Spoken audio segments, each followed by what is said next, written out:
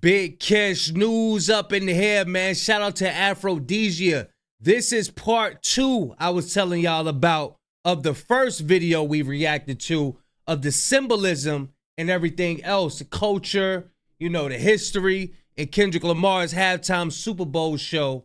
And we about to go over it now. Y'all know I'm like holding y'all. Without further ado, let's get into this news. And I'm sliding, I'm riding through the deck like go.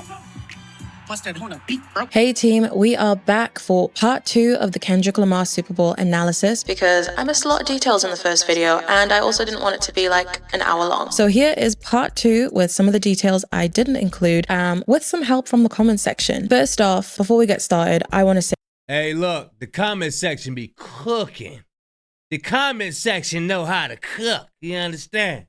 a huge thank you to everyone who watched the first video and dropped their own takes. You caught the symbolism I didn't, and you guys showed up in the comment section for this one. So just know that I see you and I appreciate you. Thank you for bringing all of these important details to light. Quick flex, but for context, I have a communications degree and have been working in advertising for over 10 years. So analyzing media like this is something that I really love doing and I'm really passionate about, especially when it carries a deeper message. Before we dive in, please do me a solid, hit that like button and that subscribe button if you enjoy this breakdown. It really helps this channel a lot. And please drop a comment with your favorite detail or theory, because I really love going into the comment section and reading your comments and hearing about what you think as well, and also opening myself up to be educated on things that I don't know that much about. Thank you so much for being a part of this community. Also, in honor of part 2, my partner made this really sick Kendrick Not Like Us inspired beat just for you guys. So if you like it, check out his channel Shampoo for more beats that you can use. Disclaimer, all of this is just my own opinion, speculation, and research. It is by no means a definitive account of what Kendrick actually meant behind the performance. Enough intro, let's get into it.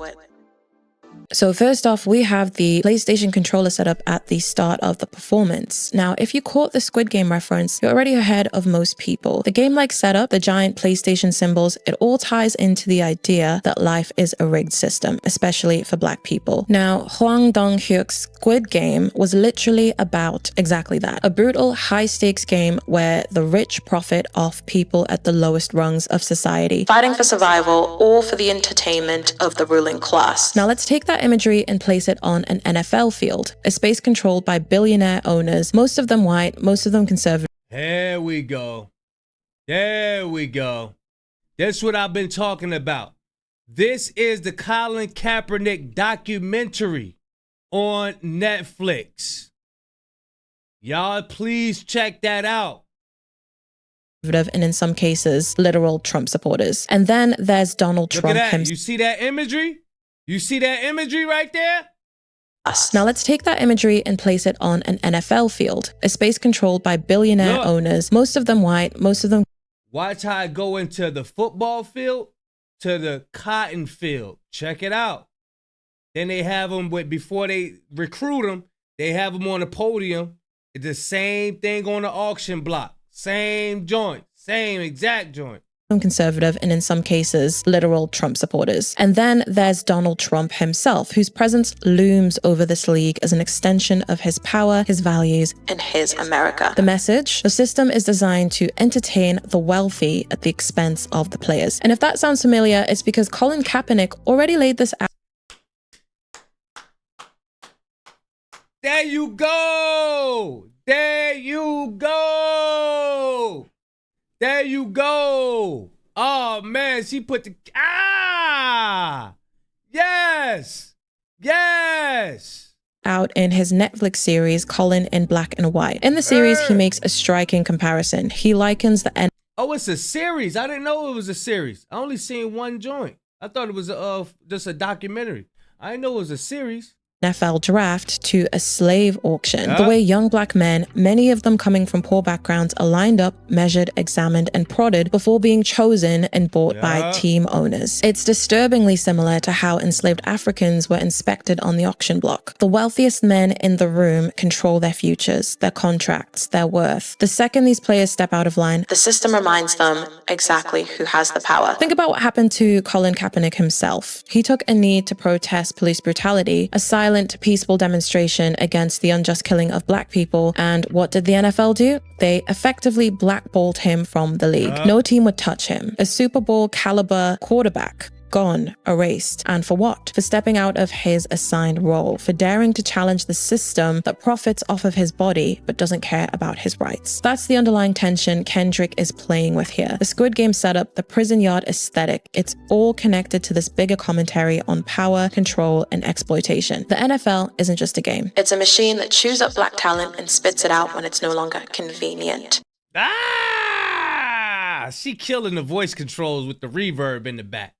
What's that? That's that microphone voice. Yeah. And that brings me on to the next bit of symbolism that you can infer here. The field itself was set up to look like a prison yard. Again, because the NFL has long been compared to modern day slavery, like the industrial prison complex. Look it up, it's a great rabbit hole. A lot of people, including myself, missed the prison-like uniforms that the dancers were wearing. And then when you look at the female dancers, it gets really interesting because usually at events like this, women are in hypersexualized outfits, tight bodysuits, short skirts, heels, Yup.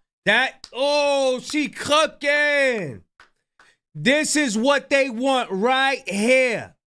This is why they so angry at Kendrick Lamar's halftime performance. Because they wasn't showing enough skin. They wasn't doing enough shaking their tail feather.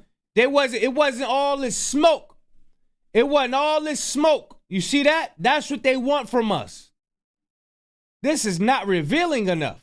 You mean to tell me that these people are actually using their brain? We can't have this. No. Here, the performers were fully covered. Loose pants, no flashy skin tight fabric. And this is because Kendrick is stripping away the usual distractions. He's forcing us to focus on something deeper, something more important than just entertainment. Then we get to the choreography. So the dancers are circling around this circle button, a move that is... Look, those dudes had on any type of jeans they wanted to wear. What kind of jeans y'all want? Man, just wear baggy jeans, man. Cover up your skin.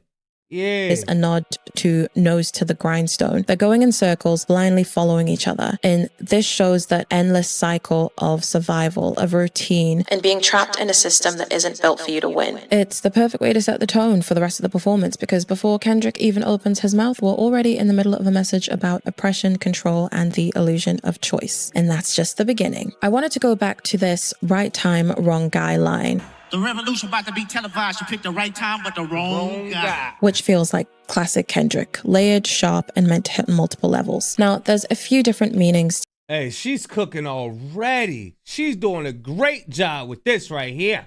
To this one. On the surface, Kendrick could be talking about himself, the wrong guy for a sanitized, feel-good halftime show. The NFL picked Kendrick, but they got the version of him that tells the truth. Not what they wanted to hear. They got an artist who would turn one of the world's biggest stages into a protest rather than a spectacle. But when you zoom out, it feels even bigger because with Trump sitting in the audience, this line could also be a direct shot at him. When you look at right time, a time when America desperately needs unity, justice, and real leadership. Wrong guy, a leader who has stoked division, embraced white supremacy, and ignored the struggles of black and marginalized communities, and done a lot worse, to be honest. This would be Kendrick's warning to America. You picked the wrong guy before, and look where it's gotten you. If you don't change course, the game really will be over. And in just one line, Kendrick takes out two systems at once. The NFL for trying to profit from black culture while suppressing black voices, and America for choosing power over justice and division over unity. It's a line that hits on every level, personal, political, and cultural, just like Kendrick always does. Next, I want to take a closer look at Uncle Ruckus over here. Samuel Jackson's role is even more significant when you realize that he has a deep... Samuel L. Jackson. Get it right. Get it right. I'm being picky. History as an activist and supporter of the Black Panther Party. He even worked with Martin Luther King Jr. He spent his whole life fighting against the system that Kendrick raps about. Samuel's life has been defined by standing up to injustice and white supremacy, making his participation more than just a celebrity cameo. Hey, they said he was a usher at Martin Luther King's funeral, man. He go way back. The brother's 76 years old. It was the passing of a torch from one generation of Black resistance to the next. Now, I didn't actually go into this in the first video because I thought that it was pretty common knowledge, but I know Uncle Sam from World War II American war propaganda. Uncle Sam is a personification of the US government and was a big propaganda instrument during World War II. Originally popularized during World War I, the famous I Want You US Army poster by artist James Montgomery Flagg became one of the most recognizable recruitment tools in American history. The image of the stern finger-pointing Uncle Sam was designed to evoke a personal sense of duty and patriotism, pressuring young men to enlist into the army. This use of direct address, I want you, is a classic propaganda technique, making the audience feel individually called to action. Now, Uncle Sam remained a potent symbol during World War II, representing the draft and rallying support for the war effort. Now, during this time, propaganda was everywhere. Posters, radio, films, urging Americans to buy war bonds, conserve resources, and support the troops. Now, Uncle Sam, with his top hat and his patriotic colors, became shorthand for the government's demands and expectations of its citizens. Uncle Sam's influence also extends beyond just wartime. Over the decades, he's been used in campaigns about everything from taxes to public health, always representing the voice of. That's that propaganda. A lot of us are still under the influence of propaganda that's been set out back in the 60s. So much propaganda on other things as well. Authority. So when Kendrick invokes symbols like Uncle Sam, he's tapping into that rich history of propaganda and power, reminding us that the same symbols used to promote war and patriotism can also be flipped to challenge authority and expose injustice. So the next thing I wanted to talk about was Kendrick Lamar's outfit and symbolism. With Kendrick, nothing is just fashion. Everything he wears means something. So let's start with his black Letterman jacket. On the front, stitched in white, was Gloria, a reference to his song Gloria featuring SZA, which is a bop and one of my favorite songs on the album. A song about faith, perseverance, and the power of divine guidance. Kendrick's entire career has been laced with themes of spirituality and struggle, and Gloria ties into that, acknowledging the higher forces that play in his journey. Turn to the back of the jacket and we... For those that don't know, Gloria is a pen, his pen. The song was about his pen. See PG Lang, his creative company, the independent brand he and Dave Free started to break free from the traditional constraints of the music industry. It represents artistic liberation, a rejection of the industry's rigid structures, and a new way of storytelling. Beneath that, we see Compton, a reminder of his roots. No matter how global he becomes, Kendrick's music and the message always start with where he came from. And then there's the bold A necklace, the part of the outfit that had everyone speculating like crazy. Some people thought it stood for Angela Davis, the revolutionary activist known for her radical fight for Black liberation. Other people tied it to Africa with a K, a nod to his deep connection with Black ancestry and Pan-African pride. I think the most likely reference is a reference to A minor, the infamous line in Not Like Us, because the A is not a capital A, but a lowercase a, as in A. With all the double entendres aside, it's actually the A in PG Lane because it's tilted to the side. And the A in PG Lane is tilted to the side. But if we're going to get into our rabbit hole stuff, and we're going to get into the punchlines and double entendres, yeah, that's A minor. A minor. And then there were the bell-bottom flared jeans, an interesting and subtle choice. Now, flared jeans carry a lot of historical weight, especially for Black and countercultural movements. In the 1960s and 70s, Black activists and artists thrifted and wore flared jeans as an act of rebellion. It was about rejecting mainstream capitalism, embracing secondhand fashion, and celebrating newfound freedoms in self-expression. But it goes even deeper. Bell-bottoms were also a staple of anti-Vietnam War protests worn by young activists who were rejecting American imperialism, calling out the senseless violence of war and standing against their own government's actions. Given the current global climate, especially the ongoing genocide in Gaza, this could be a subtle nod to the US's long history of militarism and exploitation. Kendrick... Yeah, man, hey, it's a lot of rebelliousness up in this halftime show. A lot of symbolism on rebelliousness. is known for weaving in layered politically charged imagery, often without directly naming it. And this could be his way of— Hey, look, man, we got to count them stars on his shirt. We got to count how many times he say ninja, man. Of drawing a historical parallel. Just as people in the 60s protested America's role in Vietnam, we are now witnessing resistance against— 1, 2, 3, 4, 5, 6, 7, 8, 9, 10, 11, 12, 13, 14, 15, 16. 16? Hold up. If it's a star up under here, that'd be 17. Hold on. Modern day. Nope, it's 16. 16. Y'all know what 16 mean, right? 1, 2, 3, 4, 5, 6, 7, 8, 9, 10, 11, 12, 13, 14. Hold on, that's 14. Let me see. 1, 2, 3, 4. Is this one right here? That's one right there?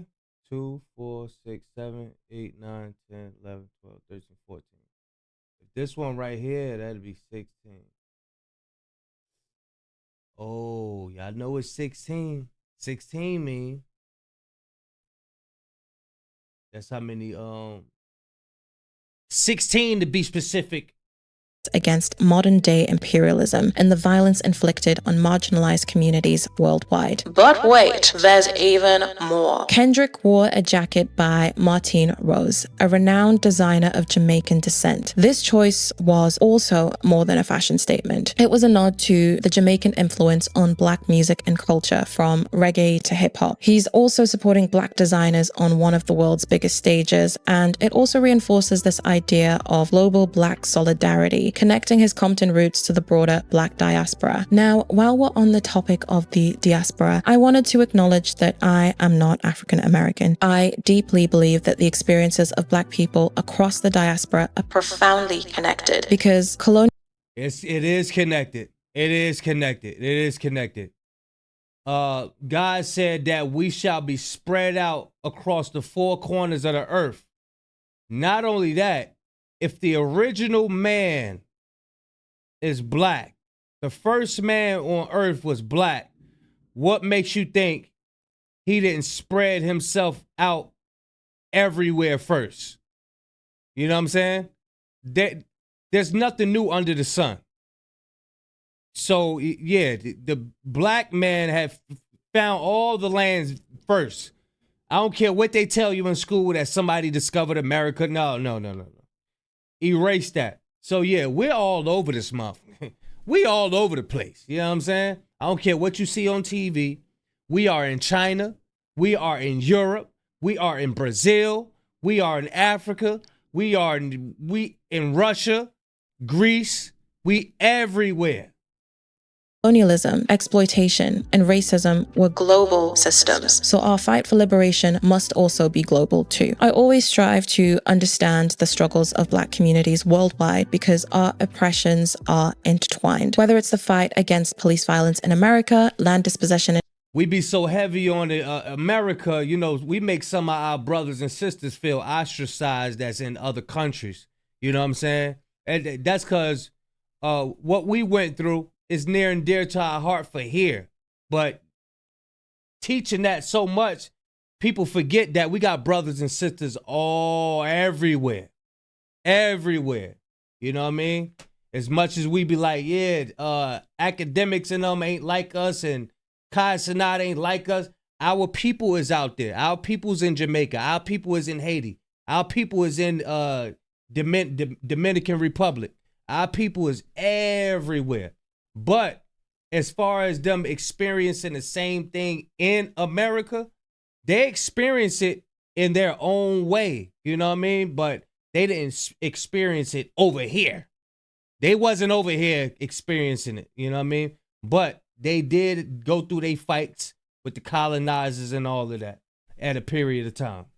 in Africa or anti-blackness in the Caribbean and Europe. These battles stem from the same root: white supremacy and colonialism. That's why diasporic solidarity matters. And if we stand together, share our stories, and fight as one, we become an unstoppable force. Because Black liberation anywhere strengthens Black liberation everywhere. Now back to scheduled programming. Now SZA's halftime outfit also made its own cultural statement. She rocked a one-of-a-kind crybaby leather jacket from Born X Raised, paired with a fully LA-based fit. Born X Raised, founded by the late Chris Spanto Printup, is deeply rooted in LA street culture, representing the heart and soul of the city. Spanto, who was of Apache and Seneca descent, infused his indigenous heritage into the brand's ethos, making it a symbol of community, culture, and resistance. Now, the dancers joining SZA on stage were also wearing Born X Raised work shirts, which amplified this tribute, turning the stage into a celebration of LA pride and indigenous acknowledgement. But there's also been a bit of controversy around this brand too, because since Spanto's passing in 2023, some people have questioned whether the brand still honors its founders' values, and they argue that the brand risks losing its authenticity and community-first spirit with.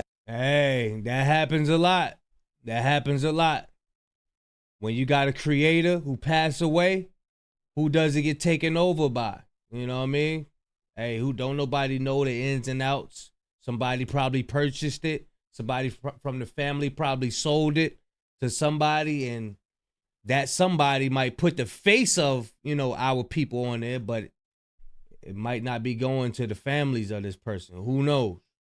Out his guiding hand. Now, I also wanted to talk about the color red and how that choice is also quite deliberate. Red holds deep meaning in indigenous culture. It's the color of life, but it's also the color of loss, of blood spilt, and of ancestors who fought and sacrificed. It's often worn to honor missing and murdered indigenous women, a cause that hits hard in Native communities today. And knowing that Born X Raised was built on the heritage of its founder, Chris Spanto Printup, who was Apache and Seneca, that red feels even more powerful. It was a really thoughtful touch to add this element to the performance, because America was built off of not just the backs of African slaves, but also the bloodshed and the atrocities that were committed against. I want y'all to get, because this stuff is important. I want y'all to look up the $5 Indian. Y'all look up the $5 Indians, man, because this stuff is very important. Indigenous people in the name of building the America that we know today, that quite honestly doesn't get talked about quite as much as it should. Okay, now first things first, I know I butchered the pronunciation of Buick the first time, but this time I am bringing in some reinforcements, somebody who actually can drive and knows more about cars than I do, my boyfriend. Guess I'm in the video now. To talk about the significance of the Buick in this performance and as it relates to Kendrick Lamar. One of the most visually striking moments in the performance was the influx of dancers tumbling out of the Buick, like some kind of Oh man, he's a great narrator. He's a great narrator. Y'all hear the deepness in the voice? That's a National Discovery voice right there.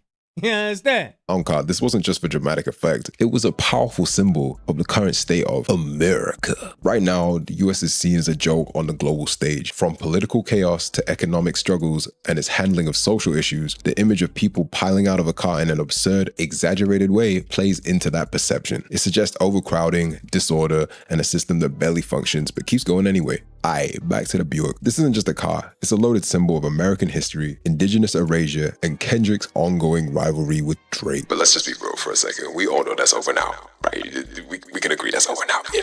First, Nah, it ain't over. It ain't over. Hey, look, I encourage y'all to go watch the whole thing on your own, because this is a jam-packed video. You know what I mean? And yeah, they deserve it. I could tell she put in a lot of work for that video. So therefore, I encourage you. It's a you know, smaller channels, 14,000 subs, and they working. You know what I mean? So yeah. Y'all make sure y'all go tap in and watch that on your own. It's a great video. Y'all let me know what y'all think of it as well. Are they cooking? Are they not cooking? I'm sure they're about to cook some more too. You know what I mean? Big Kish News signing out. I'm gone, y'all.